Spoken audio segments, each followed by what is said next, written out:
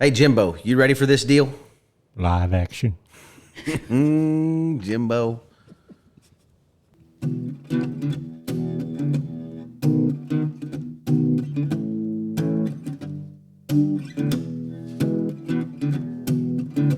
Old stories like long lost friends, rodeos and late night bends, history before our time, round pens and pasture rides, cowboys of the Osage.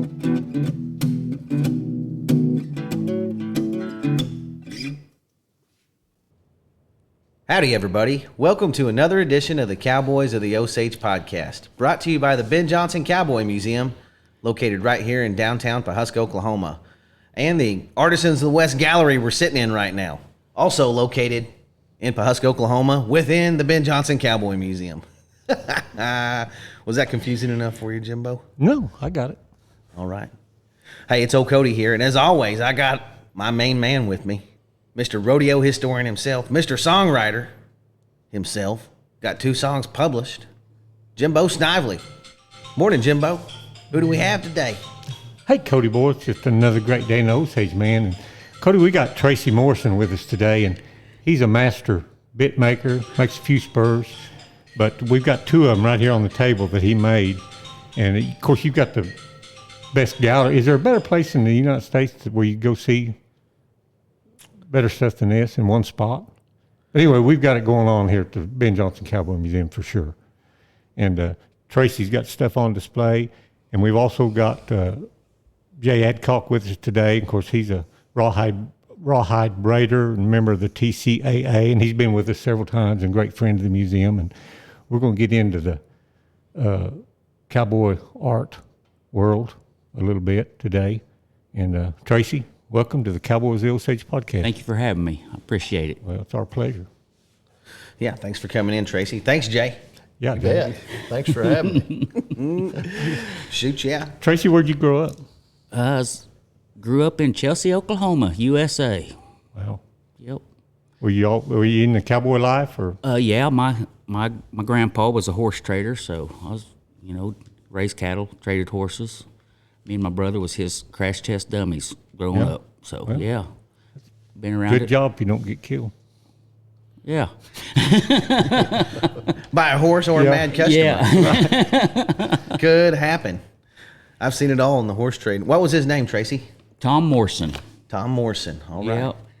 I always like to hear a good horse trade name of a good old horse trader, and maybe a good old horse trading story. You got any good horse trading stories on him? Yeah, he called Bobby Hefner up. Bucky Hefner was the Rookie of the Year up there. Yeah, several time national Yeah. finalist. So winner of the Cheyenne Frontier Days. Bucky Hefner's Bobby ropes good too. Oh, yeah. Whole family ropes yeah. good.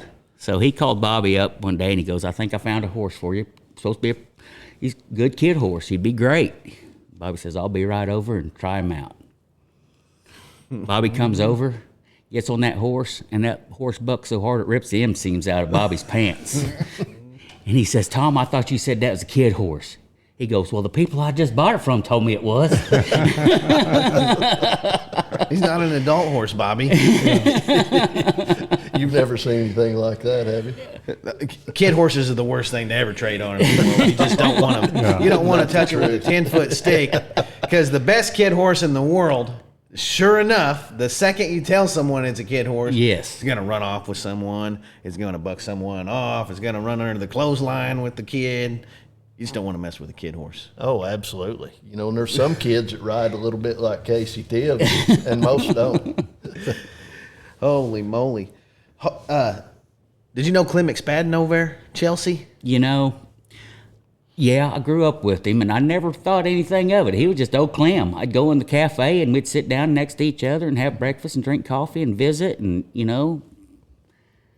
wasn't until I kind of got out in the world where everybody knew who Clem McSpadden was, and he was a big deal, and I just thought he was just old Clem, Hey, Jimbo, give us a little history on Clem McSpadden for everybody that don't know him.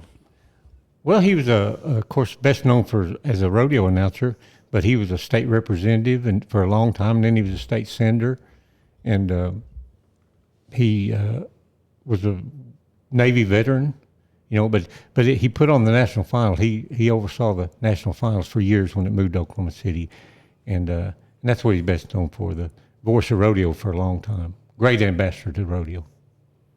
None better. And he's a nephew to Will Rogers.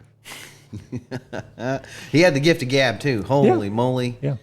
He could roll on, talk about everything but the roping going on. Then he could mention the roping going on and keep you completely caught up with it. He knew everybody's horse and their wife's name and her grandkid. He really did his homework and knew everybody. He didn't have to play loud music to fill in the gap, and stuff. He knew his stuff. I saw him on some old videos and stuff. He had live bands behind him though. Right. That would play. Yeah. And they even organ players. Right. It's just evolved a little bit, Jimbo. Oh yeah, I guess. I'm just old school. Them old men in that rock and roll. I know. That's right. It's that devil music. Tale as old as time. Tale as old as time. Right. Oh shoot, I got off on people from Chelsea. What about the victories over there? Oh yeah. Yep. There's some cowboy guy. Oh, yeah. Son of a guns, old Clark. No man.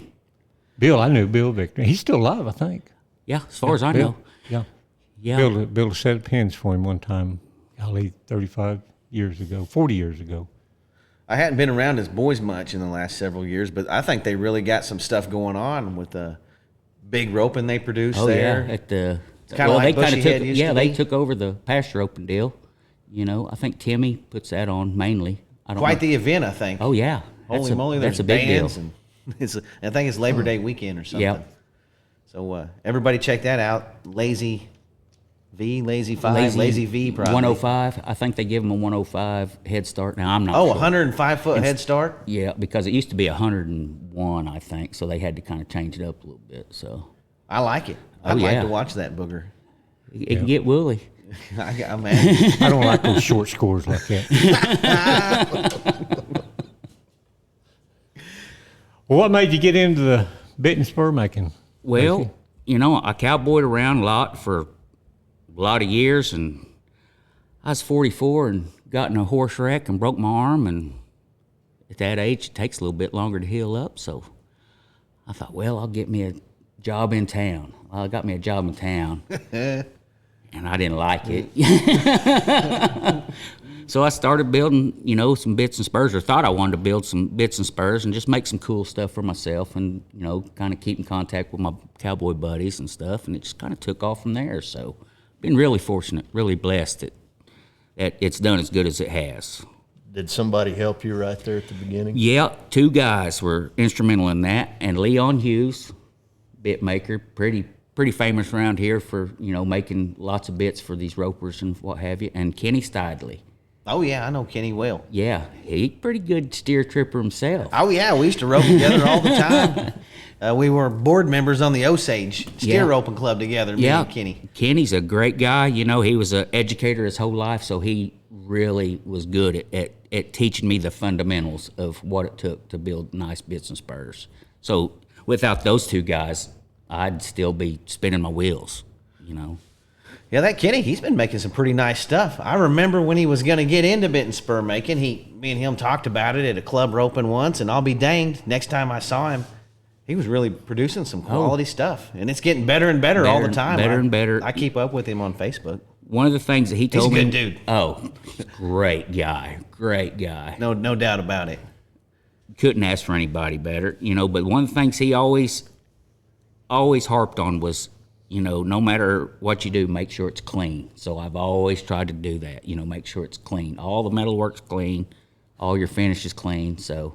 That's the worst part about the whole job, it seems like. Oh, it stinks. Finishing it up and making it look good at the end. Yeah, because, you spend all that time on something and you get right there at the end and you want to race to the finish line. Well, you can't, or you'll just mess up the whole process, because if it's not clean and finished and done right, all that work beforehand just kind of goes to the gutter, so. You remember the first bit you made? Yeah. I wish I could have it back so I could bury it someplace. Yeah, it was just no stiff bit. It was pretty bad, pretty rough.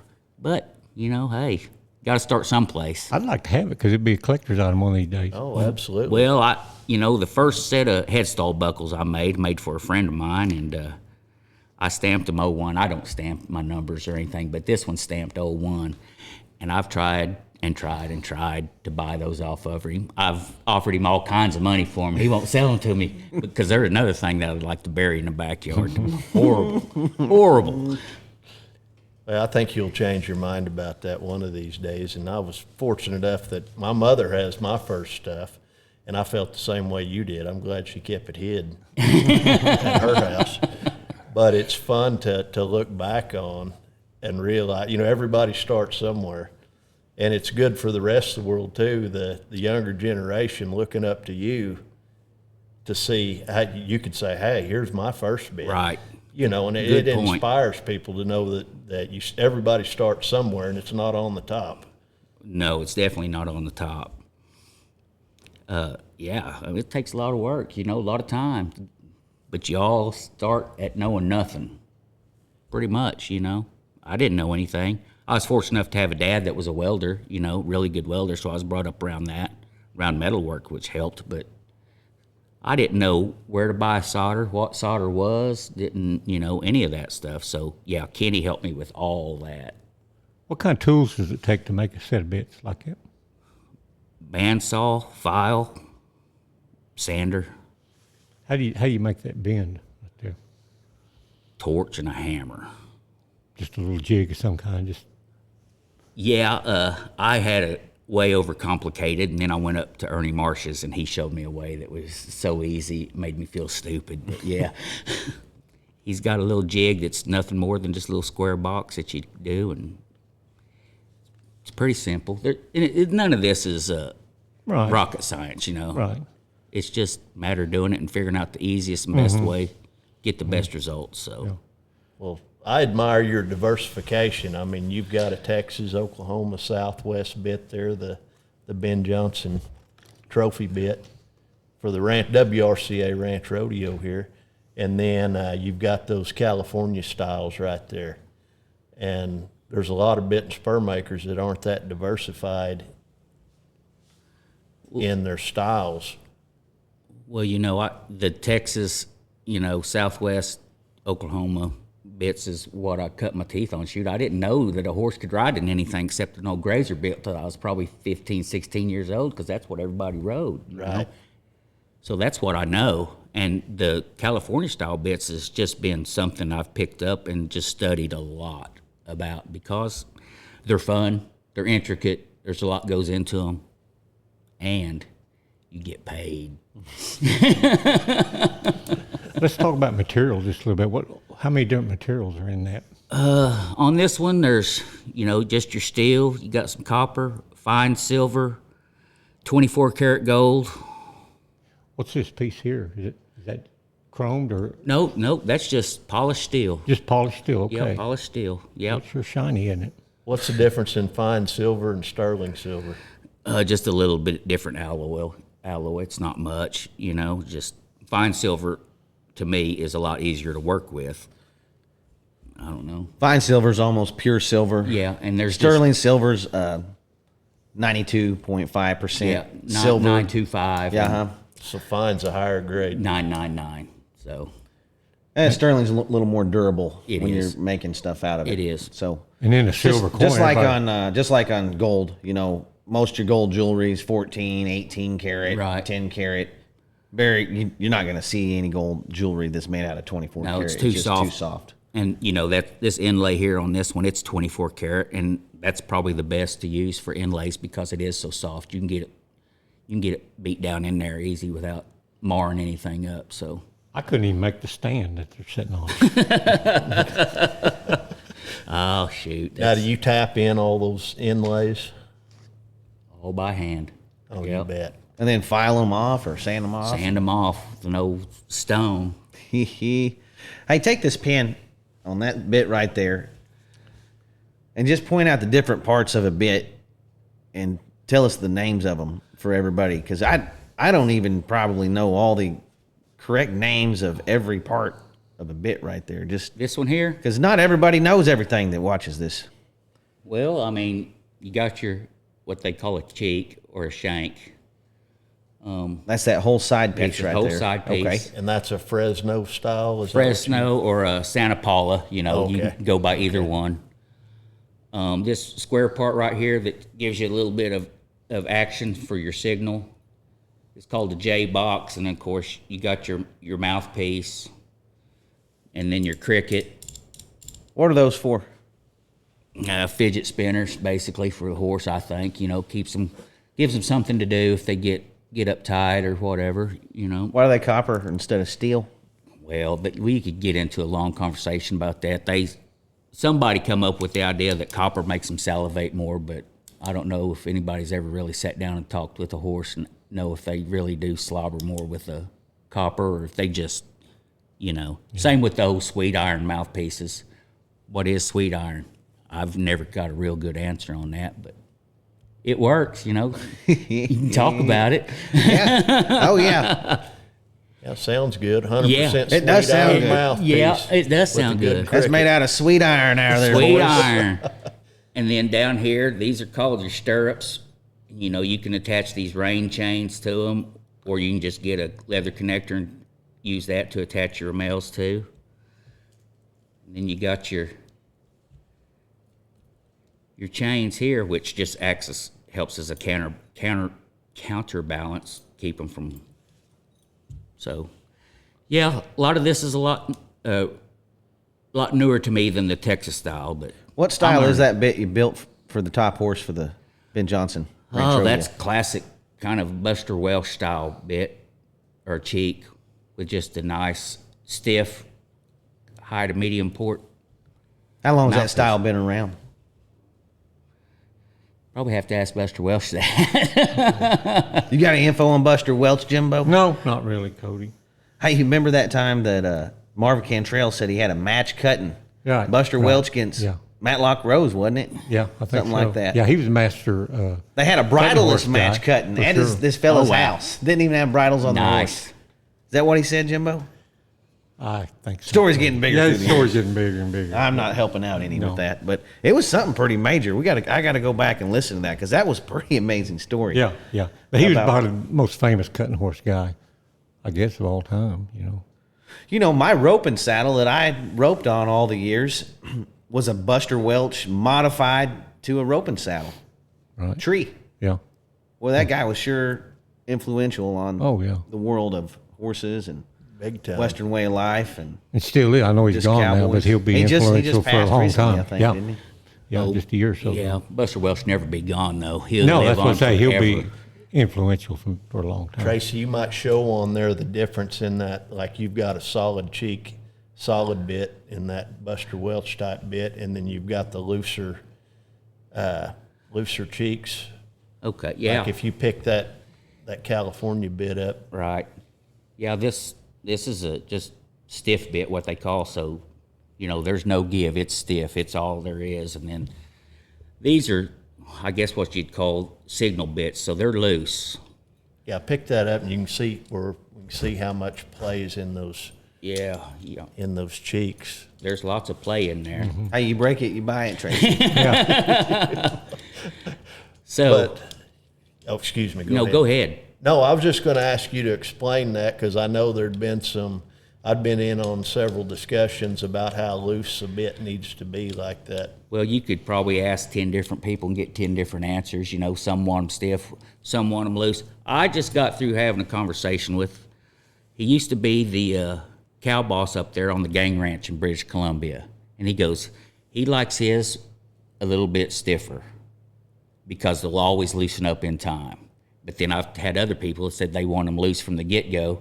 That way there's a signal there before the mouthpiece ever gets into the palate of the horse. So, I think it's just personal preference. Right.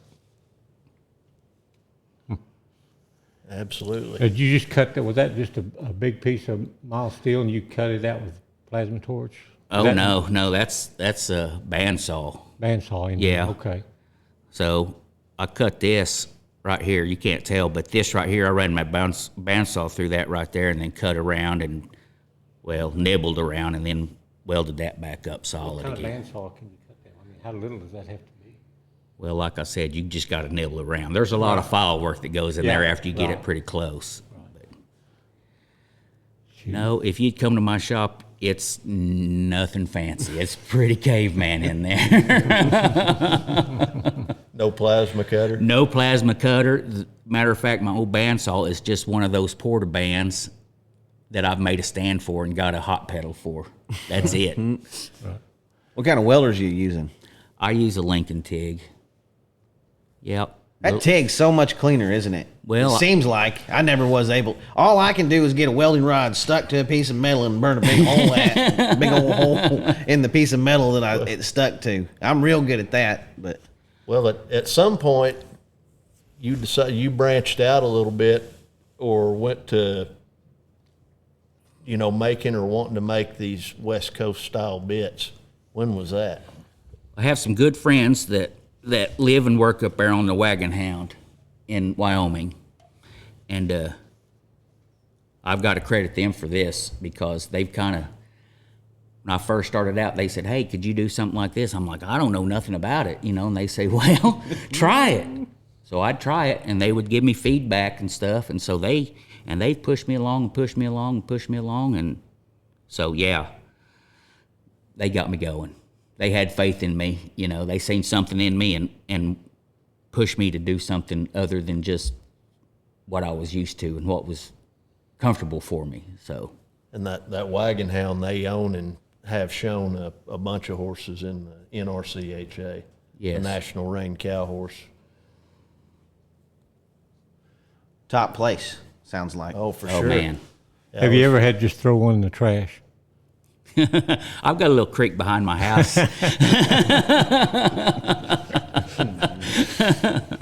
That reminds me of Ernie's story. Yeah. That's a good one. We've been talking about Ernie. Give us a little background on Ernie real quick. Well, Jay probably knows him better than I do, but, in my opinion, one of the best in the world as far as bit and spur makers. And just the nicest, most humble man you'd ever want to meet. Great human being. Can't say enough good things about him. What makes his stuff so much better than everybody else's, in your opinion? Ernie's got a style all his own, and he does it Ernie's way. He don't compromise. It's Ernie's way, and what he does is, in my opinion, just perfect. Yeah, and I don't know if Ernie was the original one to do it, but when I see engraving in steel, I think Ernie Marsh. Well, because that's where I first noticed it. Yeah. All the engraving in the see it, steel yeah. besides the silver. Yeah, I'm heavily influenced by Ernie Marsh. Where'd you learn to engrave? You're a great engraver, I can tell you that right now. Where did you learn that? Was it natural? I mean, were you artistic to begin with? I've always drawn and stuff like Okay. that. And in May of 2020, I was supposed to go up to GRS and take an engraving class. And, of course, COVID hit and shut everything down. So I just said, well, heck, I'll figure it out. Teach myself. I'll teach myself. So, yeah. Been doing it a little over 3 years now. Started out with, didn't know how to do nothing. Now, do you mark that with some type of marker first, or just engrave? Just start right off engraving. I mean, you could look at both sides of these, and they're different, Right, right. because I just freehand everything. Right. You don't draw a pattern like some of those guys do on there? No, I made put my backbones in there, kind of get me an idea of what I want to do, but then after that, it's just willy-nilly. Yeah. That looks more than willy-nilly to me. Well, thank you. I appreciate Jimbo, it. I went to an engraving school one time.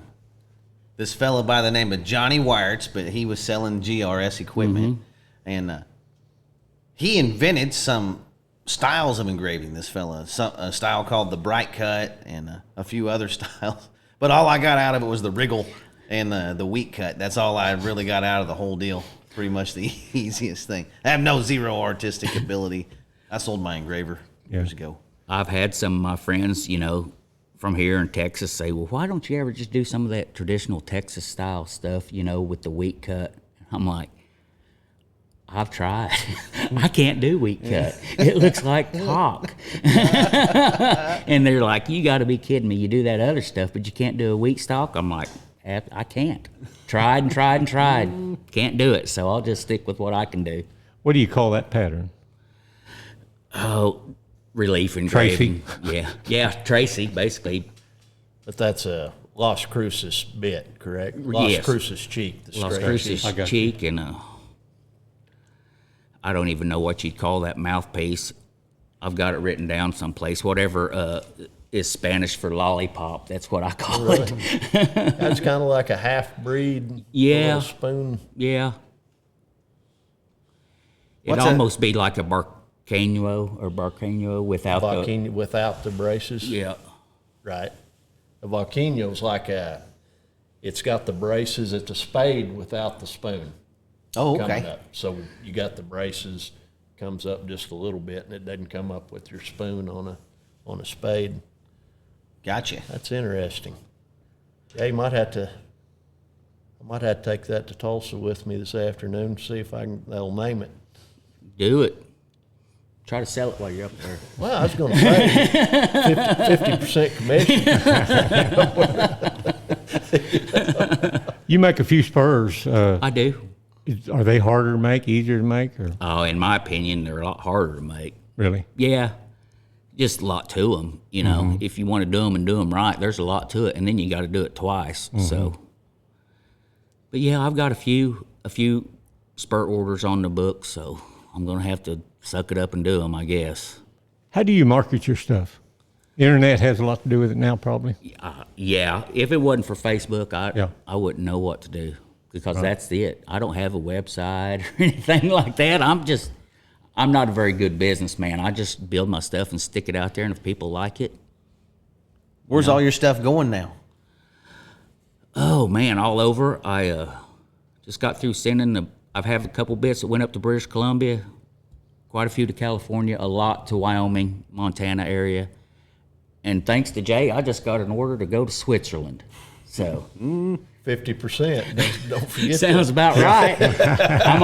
I'm only getting $10 for this bit though. Hey, Tracie, you said you cowboyed around before you started building bits of spurs. What's cowboying around? Oh, you know, What were you doing? I had a couple camp jobs. You know, worked on a spur for about 5 years. You know, worked for. That's a big old place. Man, oh man, pretty rough out there too. It's all old strip mine land, you know, reclaimed land. So yeah, worked there. You know, I've day worked all over the place. Up there at Sedan with Clint, day worked with him, and out there on a big creek. I don't even know what they call that anymore. You know, When you day work for somebody, what are you doing? only the fun stuff. You know, gathering the wild ones or the ones that wouldn't come in, or dragging calves, or you know, whatever. I like dragging those calves, but I sure like go catching them ones that won't come in. You know, that's what I'm about. Faster the better. That's cowboying, isn't it? That is to me. Yeah. I like catching them. Then the party's over. Yeah, I know. Got to get them. This is going to sound like a stupid question, but what's dragging calves for everybody that doesn't know exactly what that is, Tracie? Well, you know, you pull everything in, mamas and babies and stuff, and then you sort them off, and you got to mark up them calves so you owner know who they are, and you know, can't be loaded in the trailer by some yahoo in the middle of the night, you know. So get them in there, get them hemmed up, rope them by two, drag them to the fire, cut them, ear notch them, vaccinate them, brand them, let them go. Always by two. Always by two, Jay. You never want to be a one hot Johnny.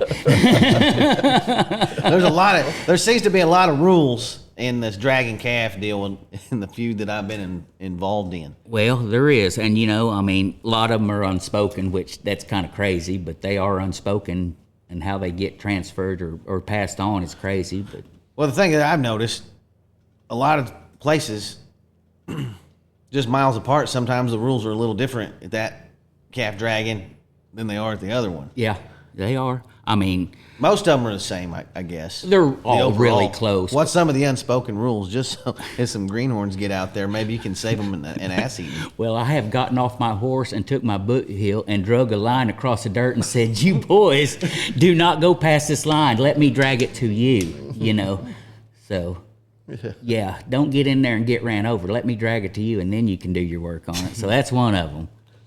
Cody, I used to make cab tables. I thought, boy, I'm really going to cut a fat hog with these things because nobody was making them and everything. I made 4 or 5, but They I make fun ended of up people selling using them. But too many people want to drag calves. You know, they don't want no cab table. They want a big cowboy and drag those calves. That's the farmer way of doing it. I know it. I Yes. guess. Well, if you if you're dragging your calves to the fire, you can get a horde of people to come help you in a heartbeat and not have to pay any of them. Right. You get a calf table, you're going to pay everybody double, and there might be 3 show up. Yeah. What's it cost you? A couple coolers of beer, I'm sure. Yeah. Maybe some food. Very little food. Yeah, I'm just what all goes on. I know I know everybody loves it. I know it's a big time. I was just trying to get what all goes on at these calf dragons. Oh, it's just good fun. What's some other unspoken rules, Jay? What you got? Well, Jay depends goes to a on- lot of calf dragons. Yeah, it depends on where you are. There's I know you get south of here, and you'll have, if you got two guys roping, you'll have a line down the middle of that pen. This guy doesn't go on this side, and that guy doesn't, vice versa. You'll have, and a lot of times when I was down there, they would have, you'd have your branding fire right in the middle and a set of flankers on each side.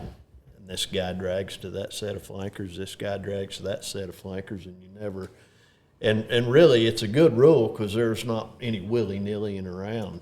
You know exactly where you're going, who you're flanking for, and such, and And just try to make it easy. You got to take pictures and put it on Facebook too. It's always pretty popular. Have you dallied up on your horse? Yeah, Only if dragging you can- calves only to if the you can fire. too. Absolutely. Yeah. Yeah, if you got two. even if you have to have somebody put it in there. Yeah, right. I got him. Yeah. Absolutely. Yeah, the best pictures are always taken, though. You got to have your horse ears in the picture. Oh, In the crosshairs, Yeah. I Right. guess. Yeah. Absolutely. Tracy, you mentioned It's a majestic picture when you take. Hell, I even done it, a Yeah. long time ago. It's like, oh, this is a cool picture. Did you see the one I took a couple of winters ago where I got one of Ella's little toy Barbie horses? It was cold, snowy, son of a gun. And I was feeding some cows, so I stuck that Barbie head out the window, rolled it down just enough where I could stick that Barbie head up there, and took a picture of those cows. Said, "Oh, I'm freezing to death trotting through them this morning." Put it on Facebook. And very few noticed. Some did. Yeah. Tracy, you mentioned those strip mining over there in that area and reclaiming the land. What do they do to reclaim those? Or what can they do? It just looked like a big hole in the ground. Well, I don't know the ins and outs of that a Right. whole lot, but they're supposed to go in there and, level all the ground out to about the way it was before they went in there and dug those pits. Oh, how much would that take of dirt, though? Well, and then they're supposed to put so many feet of topsoil back on top of it, Right.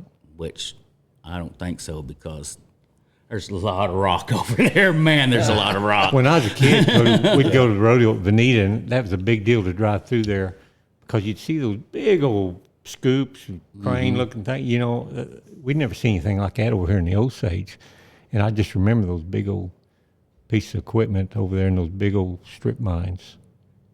And I just wonder, I just can't imagine them filling those holes back up. I was thinking of that the other day when we were driving over there, east of Nowata. You know where those strip mines we were talking about, those long trench-looking deals through there? Oh, is that what those are? Yeah. Yeah, those old, not a mine, what'd they call it? Pit, Coal pits? coal pits. Yep. Yeah. Good fishing in them, though. Tracy, did you ever think that when you're sweating your rear off over there at that Spur Ranch, she's going to be showing some high dollar bits up at the cattle barons deal up in Pendleton, Oregon? Oh, absolutely not. Absolutely not. Or have bits over here at the Ben Johnson Days Artisans of the West show? No, though, I just envied those guys. I wouldn't say envy. I respected those guys and just was in awe of, the guys that could do that. I didn't think it was ever possible. It never even crossed my mind to do something like that. Holy moly! Now you're showing side by side with those guys. Yeah, it's unreal. It's hard to believe. It really is. It's hard to believe. It sounds strange, but I get imposter syndrome sometimes because I don't feel like I deserve to be next to those guys. Did you ever dream you'd be doing podcasts, showing your bits, when you didn't even know what a podcast was? I'm still not too keen on that. It's kind of weird. I bet he has his own podcast next week. Yeah, he's great. I know he'd be great on this. These pair of bits, you made those for the Ben Johnson Days Artisans of the West show, which they have over at the Constantines. A great show. Jay, he's on the board of that show and helped get it started and help keeps guys like you coming. Tell us a little bit about that show, guys. And it's always Father's Day week, the week of Father's Day weekend, right here in Pawhuska, Oklahoma. They have a big reception earlier in the week, and then the show runs the rest of the week. And then just tell us a little bit about the show and what it is, Jay. Well, the whole idea started was that Barbara Jakes and Marlene Mosley, they wanted to have a cowboy gear show. And I thought, well, it'd be great if we had a few TCAA unsold pieces that have been through the annual show at the Cowboy Hall of Fame. I thought, well, if we could start out, with something like that, some of the stuff we have in here in the gallery. Some upper echelon people, for sure. Oh, yeah, some pretty good hands, all members of the Traditional Cowboy Arts Association. But we decided to have a show with that, and then we wanted to invite some people of, doing some outstanding work to go along with it.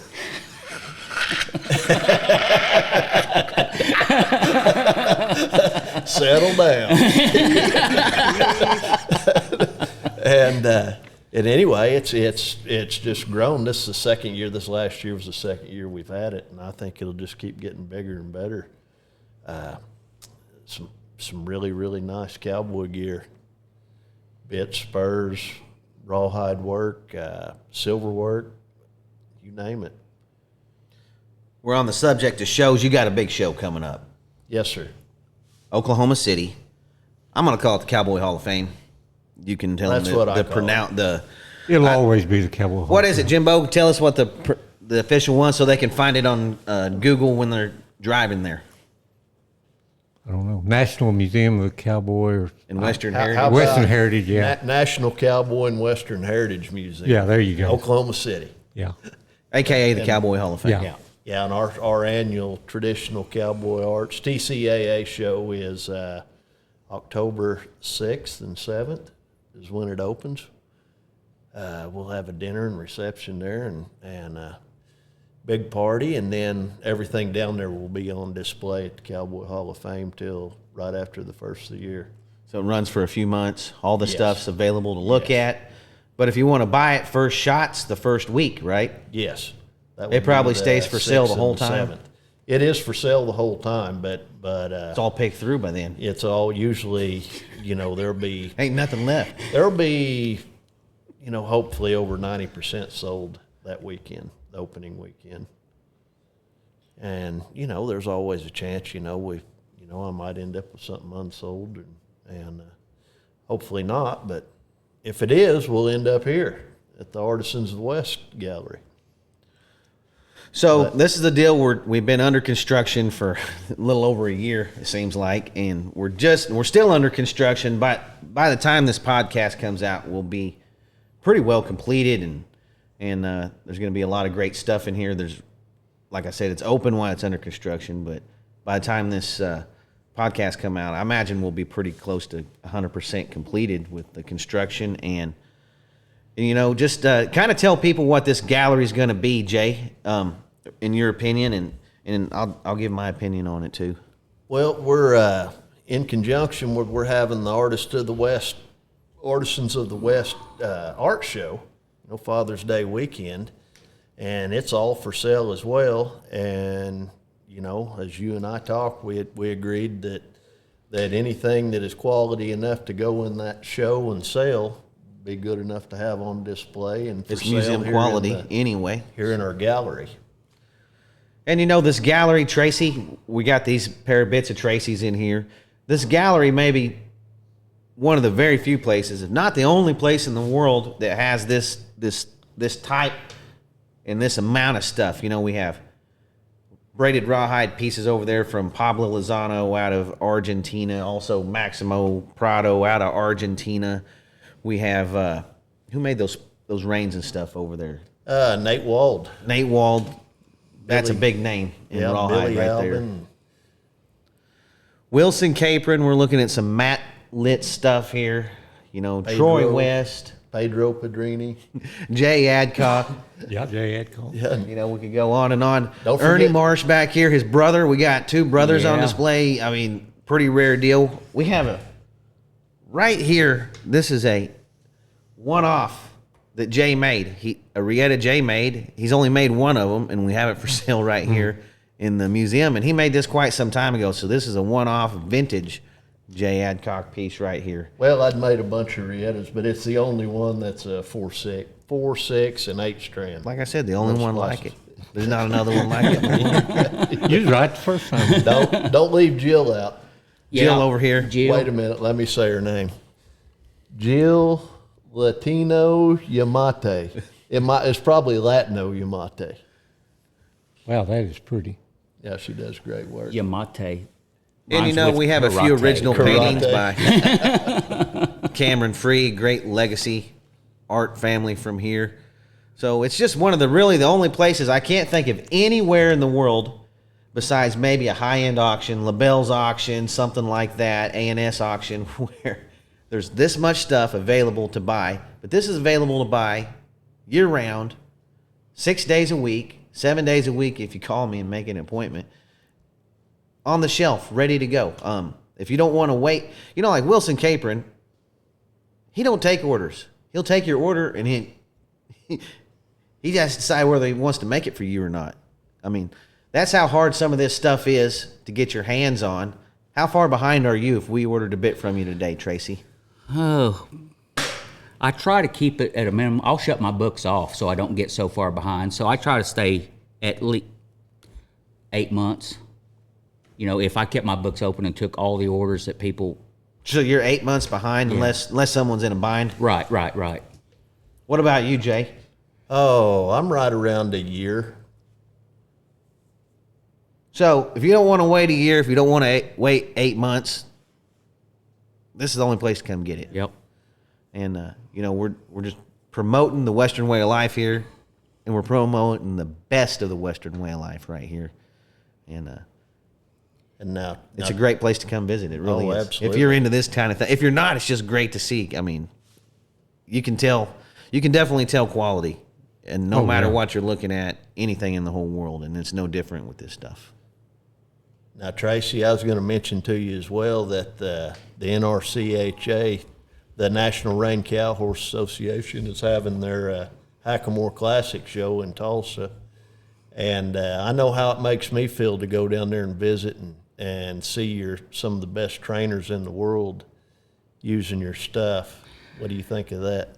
Well, it'll make you puff up a little bit, won't it? You know, I mean, I'm a humble guy. Like I said, I don't think I deserve half of it. But boy, when you see, you know, Matt Cook or Lee Deacon or, you know, Brandon Clark or one of those guys riding in your bits out there under the big lights, boy, I mean, how can you not but puff up a little bit, you know, and be proud of yourself? So, yeah, it's... And they're doing it for money, and you know They're not work- riding them just because they're pretty, Jimbo. Right, That's not the only reason. right, You know why they're riding them? Because they work on those horses they're riding them on, and they're pretty on top of it. That's just an added bonus. Sure. You know, and that's really something to be said to be in that caliber. Well, I sat down and visited with Matt Cook, and I was talking to him about my bit, and, you know, and it's a nice bit, and I said, well, how does it ride? You know, and because when it comes down to it, that's all that matters. How does your horse like to pack it around? And he goes, that bit is fine.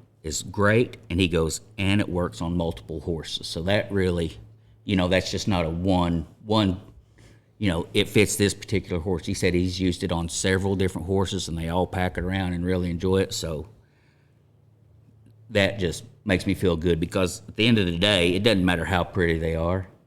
If they don't work, they don't work. Who wants them? So. Well, you said a lot of your orders going to Montana and Wyoming. That tells you right there that's working cowboys. Yep. Working people. Yep. They got a lot of country to cover up there too. Mm-hmm. Yeah. A lot of different kind of country. And you said you're even getting some overseas orders. Yeah. My old buddy Jay referred somebody to me, from Switzerland, and they have decided to order a bit from me. You're famous in Switzerland, man. Hey. Isn't that something? Who would ever thought that? When you're over there working on the old strip mine ranch. Holy Yeah, I'm just a country kid from Chelsea, Oklahoma. Who would have ever thought?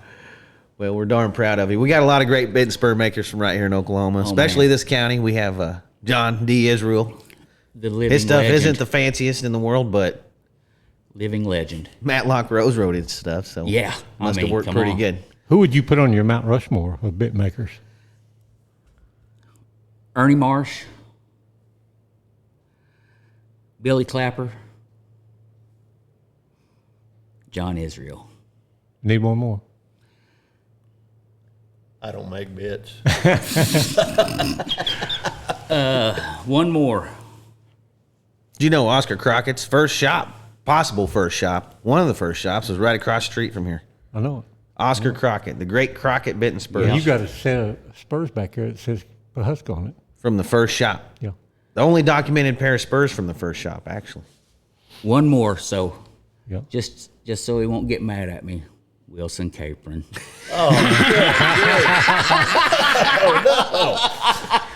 It was already hard enough to do. He's on the Just Rushmore. kidding, Holy Wilson. moly. Yeah. I thought you might have put Adolph Byers on there. Well, McChesney.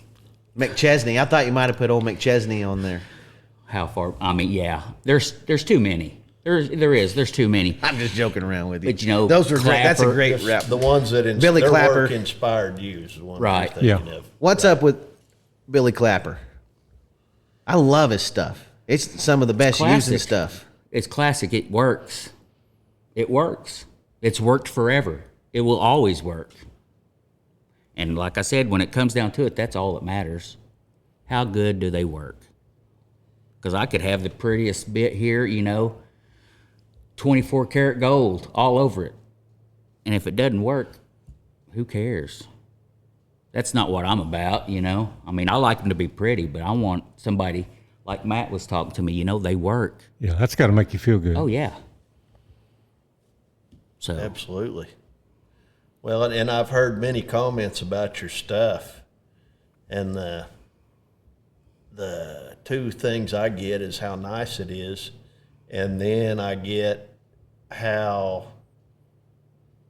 fast you've got to where you are right now. well, you can measure that by years or you can measure that by hours.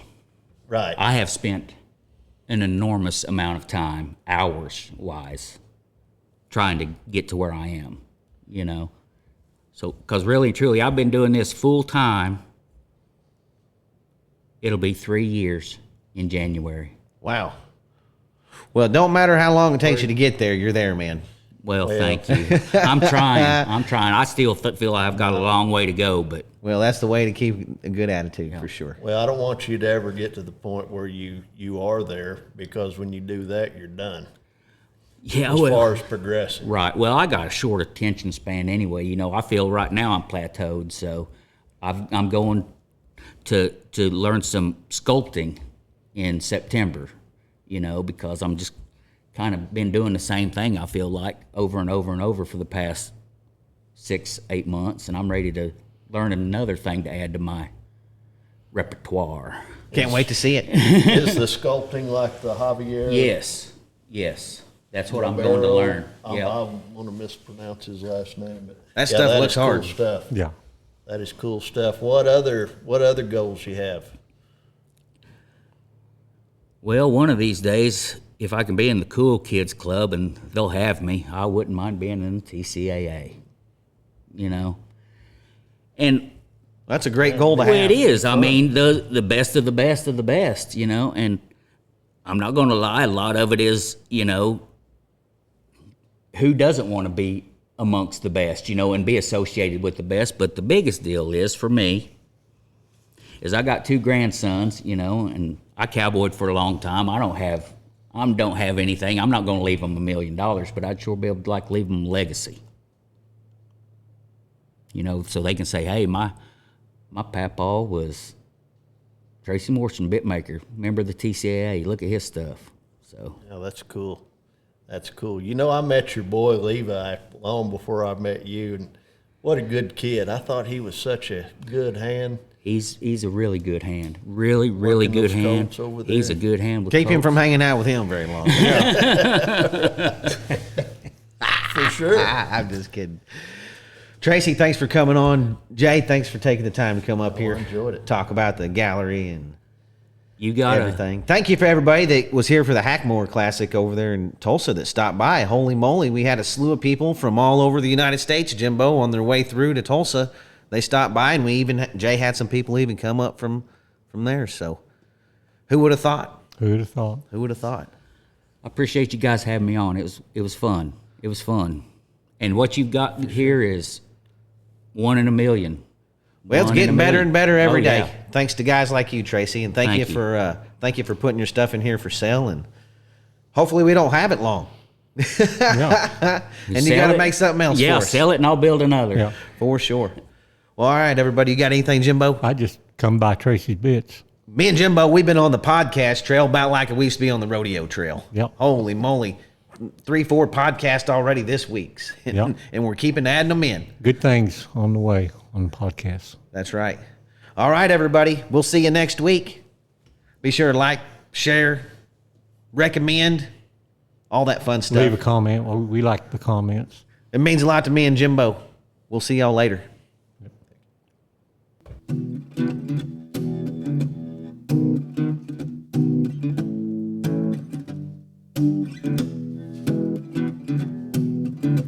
Old stories like long lost friends, rodeos and late night bends, history before our time, round pens and pasture rides, cowboys of the Osage.